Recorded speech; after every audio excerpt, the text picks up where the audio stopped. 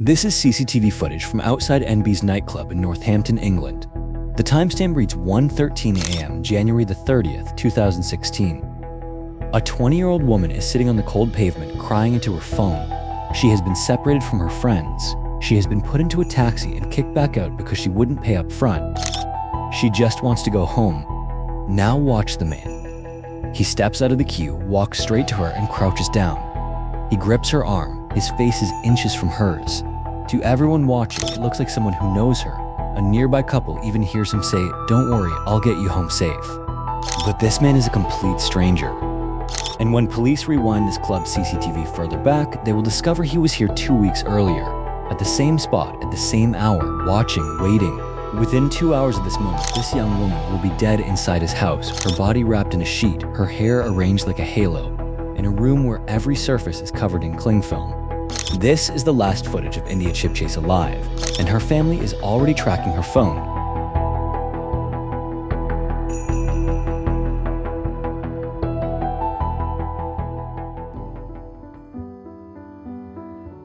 In January 2016, India Chipchase was 20 years old and just beginning to figure out what she wanted from life.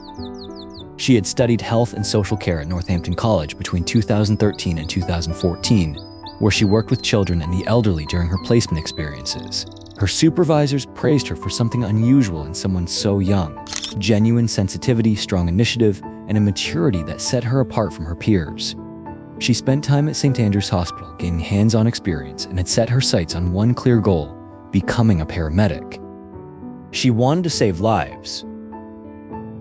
Jill was a marvellous young woman. She was very smart, she had lots of friends, she was just on the cusp of a career as a paramedic. She was just 20. But India was also still a 20-year-old finding her way. She loved going out, loved her friends, loved the Northampton Saints rugby club. Her favorite color was purple. She had recently started seeing someone new, a boyfriend of just 3 weeks, and she was working part-time as a barmaid at the Culinary Public House in Northampton to save money while she planned her next steps. She was figuring out where she fit in the world, what her passions were, what kind of future she wanted to build. And she had time, or so everyone believed. Her family was close-knit and stable. Her father, Jeremy, was a prominent obstetrician and gynecologist based in Adelaide, Australia. Her mother, Sue, and 3 siblings, Harry, Lulu, and Pia, were the foundation of a household where everyone looked out for each other. All the children got on well together. They all loved each other. Her mother would later say India lit up a room whenever she walked in. India was a kind, caring person that loved being with people. She was very bubbly, and India had all of her life to live ahead of her. What made India's character especially important to those who knew her was her reliability. She was not the kind of person who disappeared without warning. She always told her family where she was staying. If she spent the night at a friend's house, she let her parents know. She always showed up for work on time. This was not a girl who vanished into the night without a word. And that single fact, her consistency, her dependability, would become the first alarm bell when everything went wrong. India came from a very loving family. She'd never been in any kind of trouble. She was a sensible girl. She knew how to take care of herself. She was a perfect daughter in lots of ways. All the children got on very well together. They all loved each other. It was a very happy family, a happy and stable family that she came from. On Friday evening, January the 29th, India finished her shift at the pub at 8 o'clock. She stayed behind for drinks with friends, a normal end to a normal work week. A little while later, the group decided to head into Northampton Town Centre for a bigger night out. Northampton had a vibrant student population, and on a typical Friday night, Bridge Street was packed with young people eating, drinking, and socializing in bars and clubs. India and 3 friends grabbed a taxi and arrived at NB's cocktail bar and club at 11:30. They all appeared happy, looking forward to a nice social evening out. India was laughing, drinking cocktails, enjoying herself. It was the kind of Friday night that thousands of young people in Northampton had every single weekend. And she was working part-time in a bar in the evenings. She was a lively girl, had a fantastic smile, very pretty girl as well, and she was very popular. She had lots of friends and a boyfriend of just 3 weeks.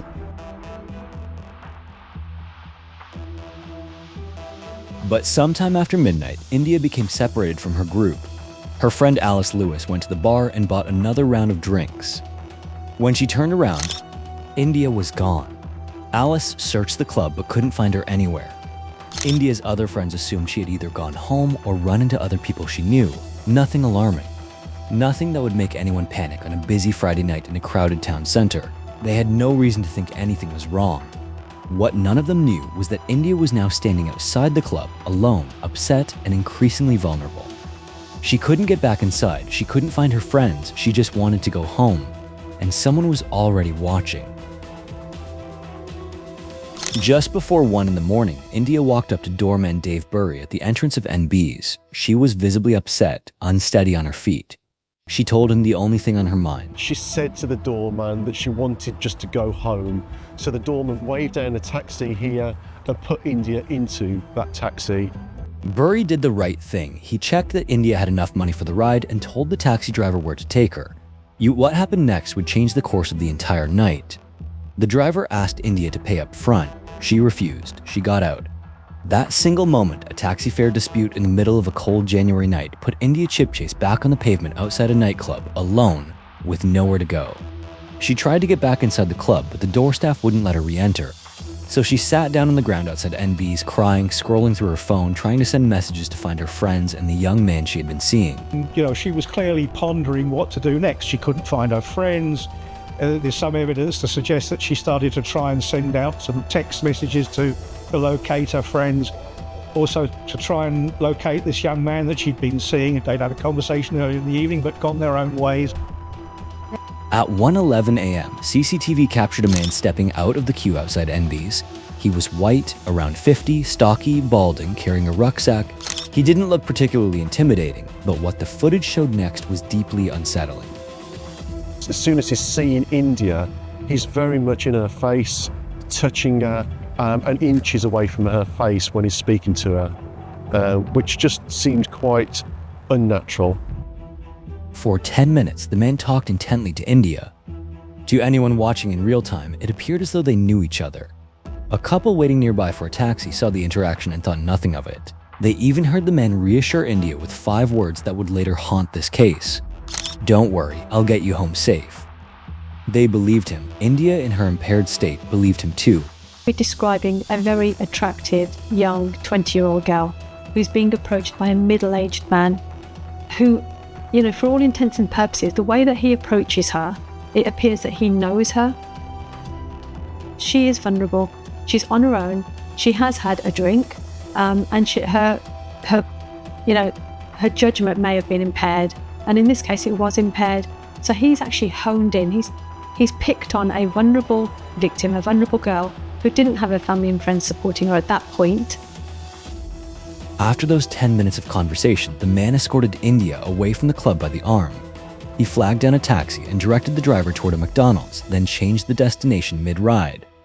India sat in the backseat on her phone and didn't speak at all. She didn't engage in conversation with either the driver or the man beside her. At 1:28 a.m., India made her last phone call to her boyfriend. He didn't pick up. She tried 3 times in 3 consecutive minutes. Nobody answered. The taxi stopped a few hundred yards short of 6 Stanley Road. A witness named Patrick Francis saw the man guiding India toward a terraced house and ushering her inside. Between 1:41 and 1:49 a.m., India sent a series of Snapchats from inside the house. One of them read, "Where are club?" She was disoriented, she was confused, she didn't know where she was. By 3 a.m., India Chipchase had been raped and strangled to death.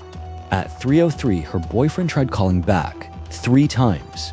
The phone rang and rang, nobody picked up. When investigators later pieced together the forensic timeline, the weight of what had happened in those final hours became painfully clear. What happened is every parent's nightmare. Even after 30 years in policing, I was absolutely horrified about what happened to this young girl. When the sun rose over Northampton on Saturday morning, India was already dead inside a stranger's house. But nobody knew it yet. Her phone was silent, her family was waiting for her to come home, and the man who promised to get her there safely had already left the house to buy a kebab.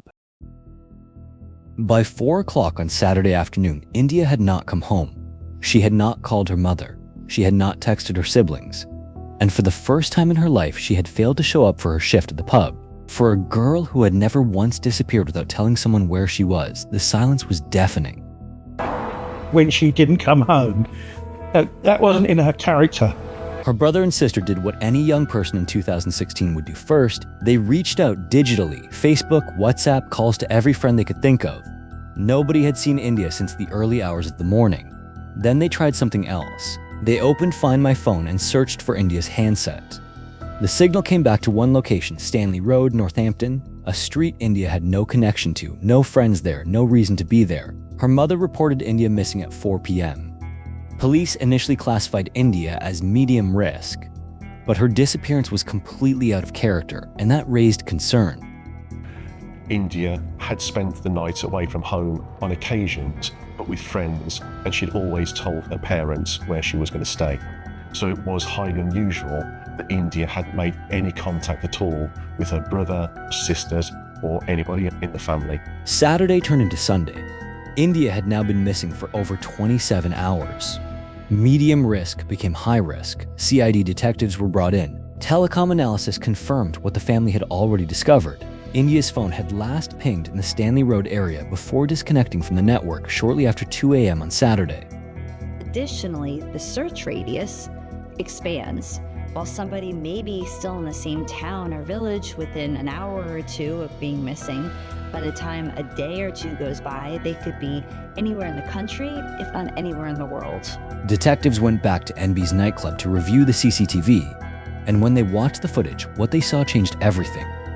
India, alone on the pavement, and a much older man gripping her arm, talking intently into her face for 10 minutes before steering her away into a taxi. This was no longer a missing person investigation. This was a potential abduction. Quickly saw something that really raised the hairs on the back of their neck, which was they saw India in conversation with a much older man who seemed to be trying to persuade her to go with him. Meanwhile, the man on the CCTV was sitting in the lounge at the Ibis Hotel on Mar Fair, 3 kilometers away. He had checked in on Saturday night and had been there ever since, drinking quietly, watching television. The CCTV image was grainy, low resolution, a balding man stocky, around 50, carrying a rucksack. Detectives posted the still image to the police intranet, an internal network accessible only to officers and staff.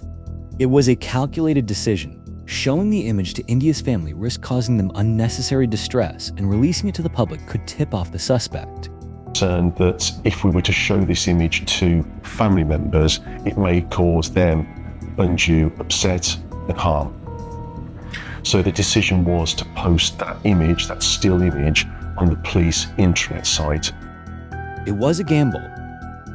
A poor quality image on an internal system, hoping that someone within the force would recognize a face that was barely distinguishable. But within hours, one officer did. He looked at the blurry figure on the screen, and he knew exactly who it was. Not because of any sophisticated facial recognition technology, not because of a database match, but because he had personally dealt with this man twice in the past 2 weeks.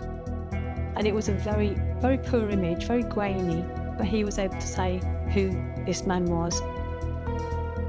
The name came back, Edward Tenniswood, 51 years old. The officer had arrested him just 2 days before India's disappearance for drunken disorderly conduct. That was that he was associating with 14-year-old girls as a grown adult, but it was a case that was 10 years previous. At 3:45 p.m. on Sunday, police officers forced entry into 6 Stanley Road. The house that met them was unlike anything they had encountered. No carpet, newspaper covering every floor, thick dust caked into the recesses of each stair, computer keyboards, monitors, desks, everything wrapped in cling film, bowls of rotting food covered with plates in the kitchen, white sheets draped over furniture. It was the home of a man who could not bear to touch dirt, yet could not bring himself to clean it either. Officers moved quickly through the ground floor and up the stairs. In the front bedroom, on a mattress on the floor, they found India. She was lying under a sheet pulled up to her chin. Her long dark hair had been carefully arranged around her head in what the officer who discovered her described as a halo. She was fully clothed. She was dead. She's tightly wrapped in a sheet, and at the top of that sheet, he thought was fur. It was subsequently found out that that was India's hair, and the police officer that found India said that that was almost like a halo. But the forensic evidence told a story that Tenniswood never wanted anyone to hear. India had 33 separate injuries on her body. Blunt force trauma to her head, bruising to both hips, injuries to her neck, tongue, cheeks, and ear. She had died from compression to the neck, and underneath her fingernails, forensic teams found skin, Edward Tenniswood's skin. Even though she had been intoxicated, she did not just submit to this. This was something she was fighting for her life to avoid. At 6:47 p.m. on Sunday, less than 3 hours after India's body was discovered, police tracked Tenniswood's phone to the Ibis Hotel on Mayfair Fair. They found him in the lounge, sober, sitting calmly in front of a television. He didn't run, he didn't resist. Instead, he spoke first. Saying to the police officers, "You've clearly been to the house, you found something, and I'm surprised you found me so quickly." Not a confession, but it was an admission that he knew exactly what police would find at 6 Stanley Road. Tenniswood was interviewed over multiple days. He answered every question the same way, no comment. He was charged and remanded in custody. The trial began on Monday the 18th of July, 2016 at Birmingham Crown Court. It lasted just under 3 weeks. Every seat in the media gallery was full every single day. And Tenniswood was clearly enjoying the attention. When Tenniswood voluntarily took the witness stand, it was again like he was showboating. It's like he was on stage and enjoying every minute of it. When he voluntarily took the witness stand, he performed as if he were on stage. He claimed India had gone willingly to his home to continue drinking. He described the encounter as mildly kinky and loving sex. He snapped his fingers in the witness box and told the jury that he and India had just clicked. He called her sweet and described her behavior as very India, a woman he had known for a matter of hours. The judge, Mr. Justice Saunders, described it as a crime of utter depravity, committed because the defendant was determined to satisfy his own desires on an attractive and much younger woman. India's relatives wept in the public gallery as the verdicts were read. The jury took 1 hour and 45 minutes, one of the shortest deliberations in a murder trial. Guilty of rape, guilty of murder. Tenniswood looked down, then dropped his face into his hands. The verdict brought closure to a courtroom. But for India's family, no sentence could fill the void she left behind. In a video statement released after the trial, India's father Jeremy spoke with a voice that cracked under the weight of everything he would never experience again. Would have to touch the coffin and say, "Love you, Ind," and then see the curtain close at the crematorium. And no other father will be hit with a wave of emotion at a wedding as I was on realising that I would never walk injured down the aisle. I therefore reiterate, I do not want there to be other victims at hands of India's murderer, and therefore no other families to experience what But we... India's mother, Sue, chose to turn grief into something the world could hold on to. In the years following her daughter's death, she founded Northampton Guardians, a volunteer-led charity that patrols Northampton's town center every Friday and Saturday night. Their mission is simple: make sure no one else ends up alone, vulnerable, and without help on a night out. The charity operates from a Safer Nights Out van, a mobile safe space where anyone who is lost, stranded, or in danger can come for shelter, a phone call, and a way home. Since its official launch in December 2021, Northampton Guardians has helped more than 3,000 people. Volunteers contribute over 4,000 hours every year. In 2025, the charity received the King's Award for Voluntary Service, the highest honor a volunteer group can receive in the United Kingdom, equivalent to an MBE.